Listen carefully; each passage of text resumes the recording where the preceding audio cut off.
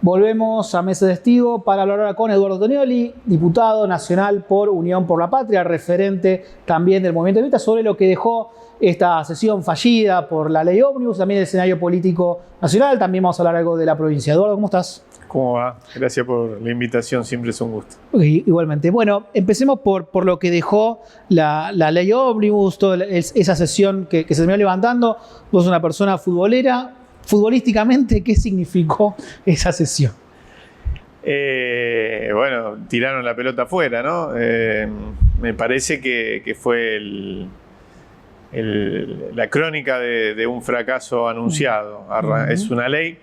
Mira, yo no creo tanto, o no le cargaría tanto a la impericia del elenco del partido gobernante por la caída de la ley. Por supuesto que algo de impericia hay, es evidente en algunos de los actores del bloque de la Libertad Avanza y de los negociadores del Ejecutivo, pero si uno toma distancia y intenta analizar todo este mes de proceso legislativo, se da cuenta que era muy difícil que una ley de las características de la ley ómnibus, con 660 artículos, si uno ve el articulado central de la ley, pero 880 si uno cuenta los anexos, que pretendía, digo pretendía porque cayó la ley, no porque crea que está finiquitada la intención del gobierno de avanzar con estos planteos, pero digo que pretendía llevar adelante una reforma constitucional encubierta por un lado, en la forma, si lo juntamos con el DNU, y por el otro lado, en el contenido, llevar una reforma estructural,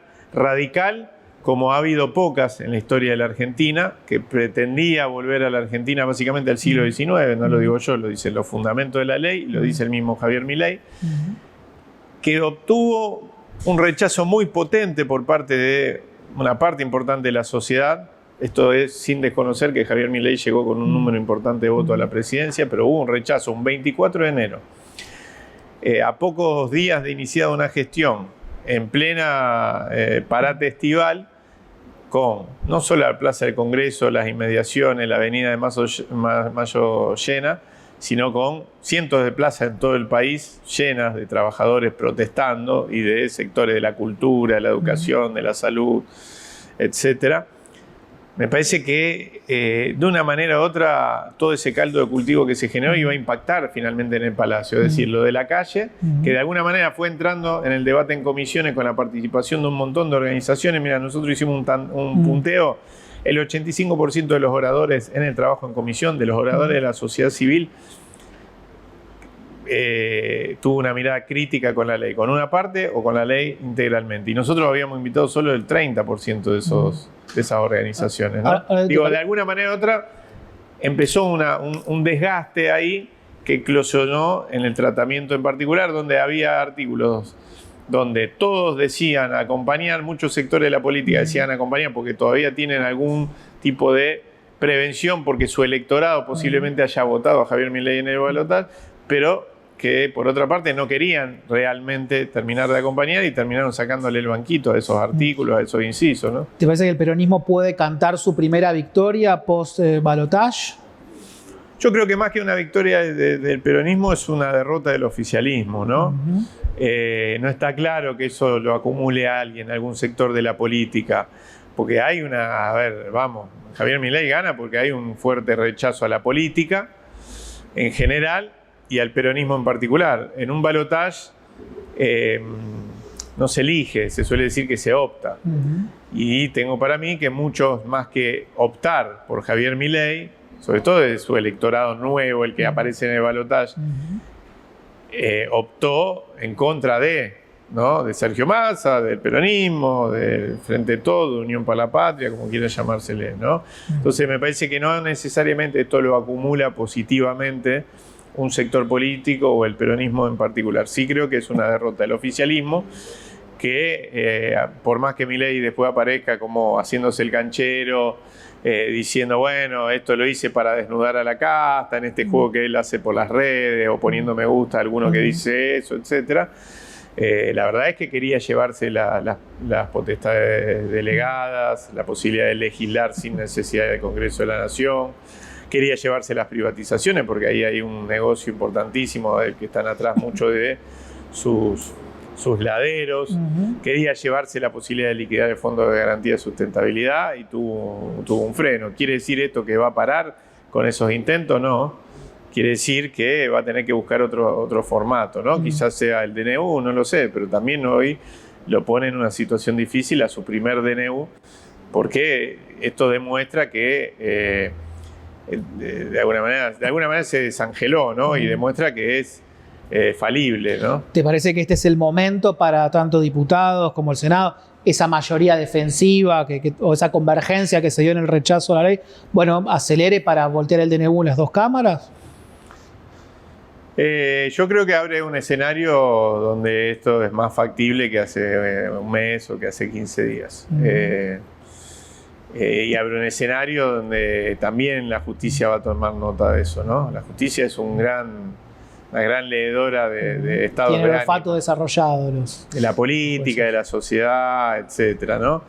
Entonces, indudablemente esto algún impacto va a tener. Y es importante que así sea, porque el DNU lo pongo en el mismo plano de la ley ómnibus, más grave aún porque están corriendo sus efectos y se entronca dentro de esta pretensión mesiánica, ¿no es cierto?, de ir por todo y de hacer encajar a la Argentina en un formato, por ejemplo, de relaciones laborales del siglo XIX. ¿Cuál era el establecimiento paradigmático del siglo XIX en materia productiva y laboral? La forestal.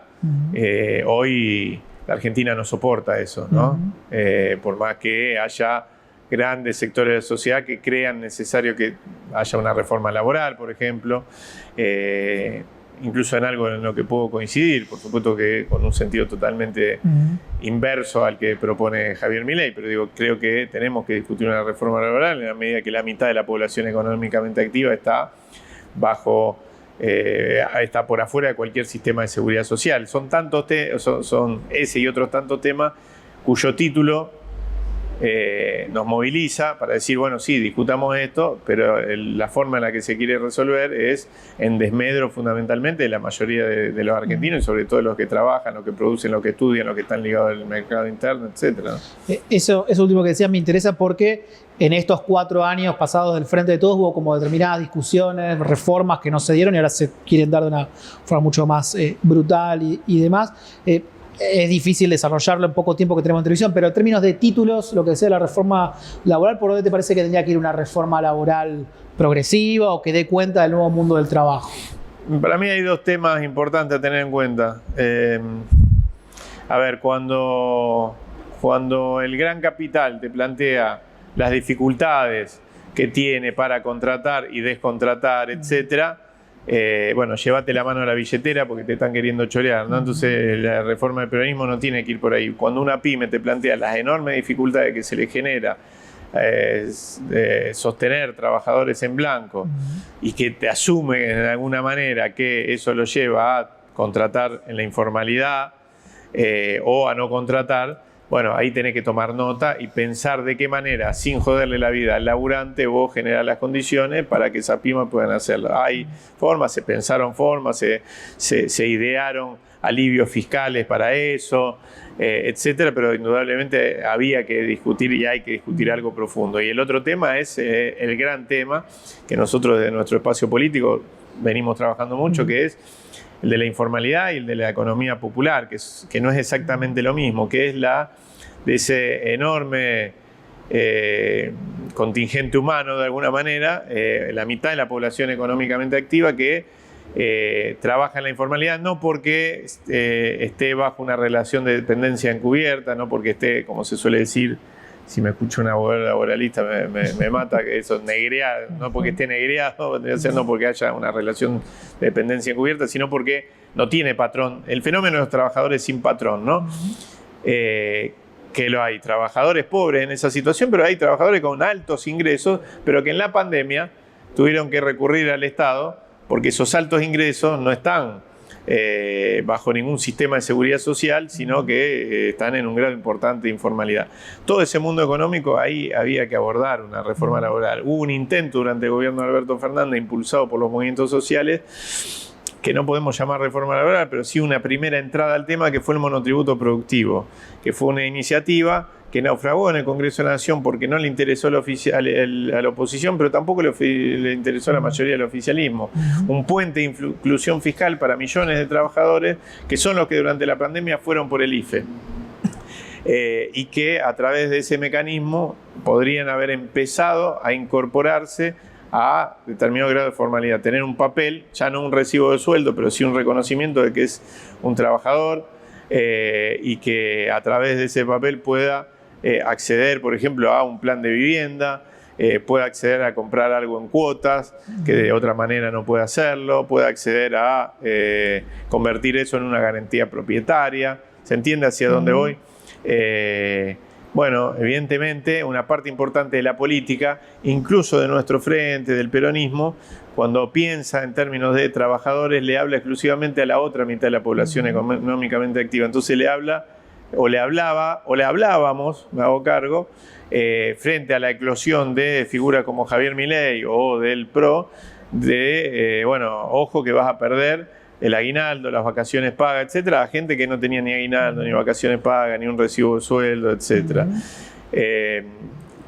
Y así ganó Milei también. Digo, porque ahí se habla mucho de esto de los trabajadores informales, los Rappi, los jóvenes precarizados, etcétera, que votaron a Milei. Bueno, evidentemente entroncó mucho más en su discurso que el discurso del peronismo, que quedó viejo. ¿Quiere decir que hay que ir hacia donde plantea Javier Milei? No, quiere decir que hay que, desde nuestras banderas históricas, entender en qué etapa del mundo estamos y en qué etapa de la Argentina estamos y dar la respuesta para este momento, ¿no? Eduardo, el gobierno desde que asumió viene tomando una serie de medidas que vienen teniendo mucho impacto sobre el bolsillo de los trabajadores, de la clase media, que aceleraron la inflación. Ahora, estos últimos días, la eliminación del fondo compensador del transporte. ¿Te parece que la Argentina va en el corto plazo, mediano, hacia un colapso, una situación de estallido? Yo creo que Milei no entendió ni entiende que no se puede gobernar contra el 90% de la sociedad, que necesita base de sustentación. Vos fijate que en el debate en comisiones, perdón que me remita al Congreso, pero hace un mes que estoy encerrado en el Congreso, cuando se da el debate en comisiones, los que van a criticar la ley ómnibus, parcial o totalmente, son cámaras empresarias, sindicatos, colegios de abogados, constitucionalistas, bueno, distintos sectores, distintas organizaciones, organizaciones comunitarias, corporaciones, etc. Los que van a defender el proyecto de ley son, si se me permite la expresión muy coloquial que voy a utilizar, organizaciones falopa, inventadas en un fin de semana, donde le crean un Twitter de emprendedores que van a defender, y particularmente casi exclusivamente, la reforma laboral. No los conocía nadie hasta ese momento, dejaron de existir después de ese momento, etc. La única organización, cámara empresaria importante, sabiendo que hay muchos que apoyan este proyecto de ley o el gobierno de Milei, pero la única que fue y puso la cara es la UIA. Y fue a hablar solo de la reforma laboral. Hay mucha sospecha que es el estudio Funes de Rioja el que escribió todo ese aspecto no de la ley ómnibus, sino del DNU fundamentalmente, ¿no? La EA no fue. Bueno, los Elon Musk y todo eso, que son de alguna manera apoyos del gobierno de Milei, tienen un interés pecuniario muy claro, tampoco están ahí para eso, no te llenan una plaza, no votan ni responden una encuesta. ¿Se entiende a dónde voy? Esto no quiere decir que Milei no tenga apoyo popular.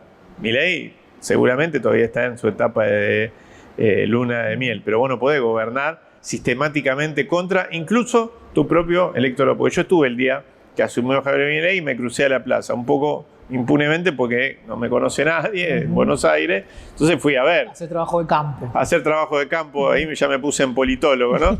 Y fui a ver. Y la verdad es que no estaban las señoras de Recoleta, con todo el respeto que se merecen las señoras de Recoleta, que votan a Macri o que habían votado a Burrich. Eran familias humildes del conurbano bonaerense o de barrios humildes de la ciudad de Buenos Aires, con su heladerita, que fueron a pasar el día, que fueron a ver qué onda. Algunas más entusiastas, otras curiosas, pero estaban ahí. Es el electorado de Milei.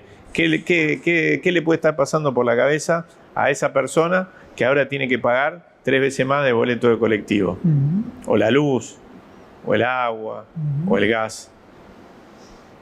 Veremos cómo sigue. Eduardo, gracias por venir esta noche a Mesa Testigo. Gracias a vos. Quédense, hacemos una pequeña pausa y ya volvemos con más Mesa Testigo.